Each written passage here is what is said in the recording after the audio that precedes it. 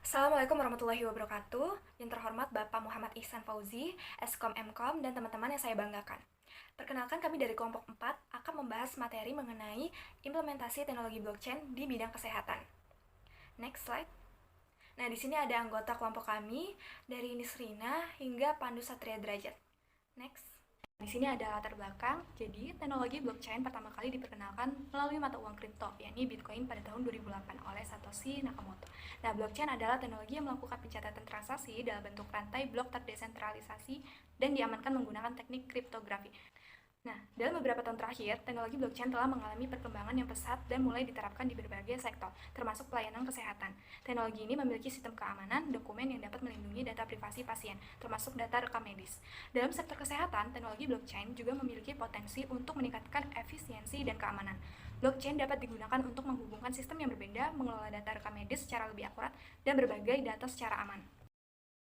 Oke, selanjutnya di sini ada tujuan. Yang pertama, mengetahui permasalahan pada teknologi blockchain. Kedua, mengidentifikasi permasalahan blockchain dengan melakukan analisis data subjektif dan objektif. Ketiga, membuat pohon masalah. Keempat, menentukan alternatif pemecahan masalah. Kelima, menyusun analisis kesenjangan berdasarkan kajian literatur. Dan yang terakhir, menyusun langkah perencanaan atau evaluasi terkait implementasi blockchain di bidang kesehatan. Kemudian kita masuk ke bagian komponen penyusun blockchain, di mana di sini terdapat ada block, hash, node atau validator, mekanisme konsensus yang terdiri dari proof of work, proof of stake, dan juga proof of authority. Kemudian ada beacon chain, shard, dan juga ada beacon dan shard committee. Karakteristik blockchain yang pertama itu adalah decentralized, yaitu blockchain itu bersifat desentralisasi, sehingga memungkinkan semua node itu untuk mengelola dan memverifikasi data tanpa adanya perantara. Kemudian juga ada immutable, berarti semua blok dalam blockchain itu saling terhubung, sehingga tidak dapat diubah. Kemudian juga ada traceable, berarti semua perubahan itu akan tercatat dan semua orang itu yang bisa mengakses itu dapat melihat riwayat data yang tersimpan. Kemudian juga transparent, berarti setiap pengakses itu dapat berinteraksi dengan blockchain sesuai dengan hak akses. Lalu untuk karakteristik blockchain yang selanjutnya itu adalah non-repudiation principle. Ini untuk memastikan bahwa semua transaksi itu tidak dapat disangkal karena itu memerlukan kode privat pengakses. Kemudian juga ada authenticated, itu berarti bahwa informasi data lengkap dan riwayat data itu dapat dicari daripada jaringan blockchain hanya jika pengakses tersebut telah terautentikasi. Kemudian juga ada smart contract implementation, di mana semua pengakses itu diharuskan mengikuti aturan yang sama karena kode-kode yang berkaitan tersebut memiliki batasan waktu. Baik, selanjutnya di sini ada mekanisme kerja blockchain. Jadi mekanismenya itu secara umum terbagi menjadi 5. Ada transaction, ada block creation, ada verification, ada block edition, dan yang terakhir itu adalah proses completion.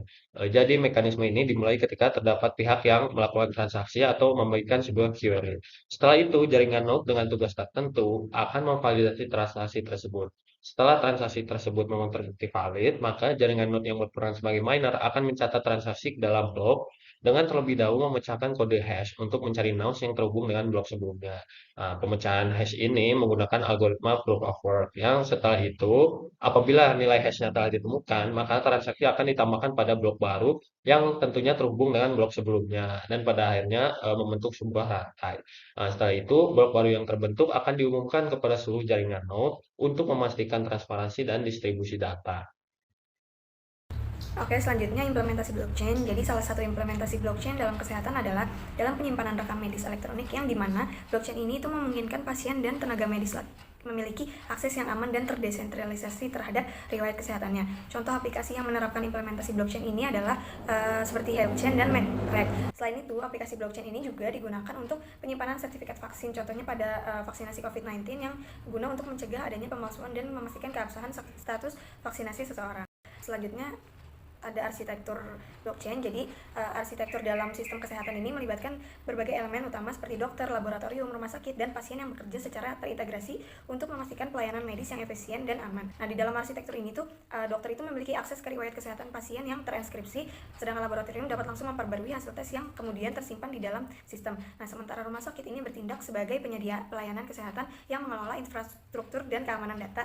Nah, dengan sistem ini pasien juga dapat memiliki kendali atas data medis mereka dan memastikan bahwa informasi ini hanya dapat diakses oleh pihak yang berwenang.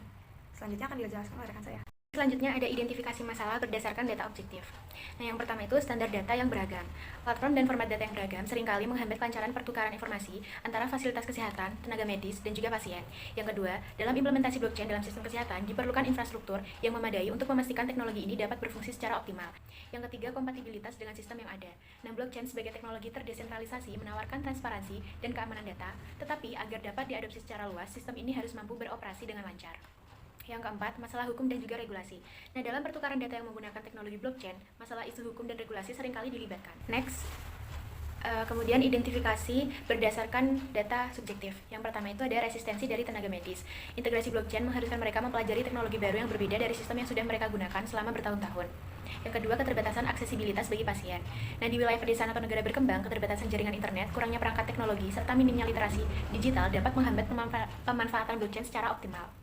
Yang ketiga, biaya implementasi blockchain yang tinggi. Institusi kesehatan yang telah terbiasa dengan sistem konvensional cenderung menolak adopsi blockchain karena berbagai alasan. Kemudian yang terakhir yaitu kepercayaan dan adopsi pada pasien. Next, baik teman-teman, di sini ada pohon masalah dalam implementasi blockchain pada sistem kesehatan di Indonesia. Nah, ini itu mencakup pada data objektif dan juga data subjektif, seperti yang sudah dijelaskan sebelumnya. Oke, selanjutnya ini ada alternatif pemecahan masalah, di mana yang pertama mengembangkan middleware. Mengembangkan middleware ini dapat menerjemahkan data dari berbagai format ke dalam format yang dapat digunakan secara seragam dalam sistem berbasis blockchain. Nah, yang kedua ini penggunaan smart contracts. Bisa memanfaatkan smart contracts untuk mengkonversi format data secara otomatis ke dalam standar yang disepakati sebelum data dimasukkan ke dalam blockchain. Selanjutnya ada pengembangan infrastruktur, di mana pemerintah maupun sektor swasta perlu bekerja sama dalam pengembangan infrastruktur teknologi informasi yang memadai. Yang keempat ada regulasi khusus, di mana pemerintah perlu bekerja sama dengan regulator dan penyedia layanan kesehatan. Yang terakhir ada peningkatan edukasi dan kesadaran, di mana meningkatkan pemahaman tenaga kesehatan, pasien, dan regulator mengenai cara kerja blockchain, serta manfaatnya bagi perlindungan data dan efisiensi layanan kesehatan. Baik, selanjutnya ada analisis kesenjangan.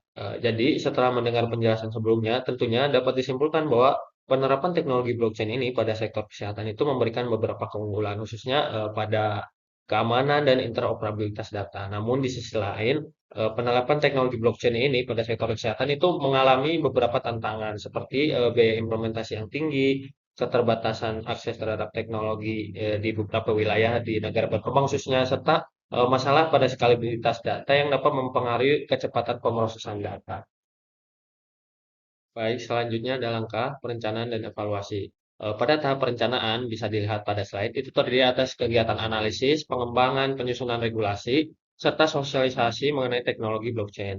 Pada tahap implementasi, itu meliputi kegiatan uji coba, pengintegrasian, serta penguatan pada regulasi. Yang terakhir ada tahap evaluasi, yaitu meliputi kegiatan pengukuran, pengumpulan masukan, serta evaluasi lanjutan. Apakah pengimplementasian teknologi blockchain ini sudah baik ataupun masih harus dilakukan perbaikan?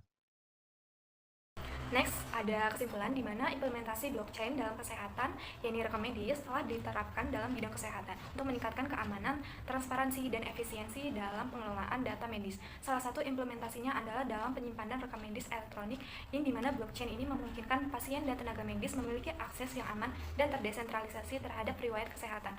Penggunaan blockchain pada sektor kesehatan tidak hanya memiliki manfaat saja, namun juga memiliki permasalahan tersendiri. Namun dengan beberapa alternatif permasalahan yang ada, diharapkan dapat memperbaiki dan mengembangkan penggunaan blockchain di institusi kesehatan. Next. Oke, terima kasih. Cukup sekian pembahasan materi dari kami mengenai implementasi blockchain dalam bidang kesehatan. Bagi teman-teman yang memiliki pertanyaan, boleh drop pertanyaannya di kolom komentar. Sekian dari kami, apabila ada kekurangan dalam penyampaian, kami mohon maaf. Assalamualaikum warahmatullahi wabarakatuh.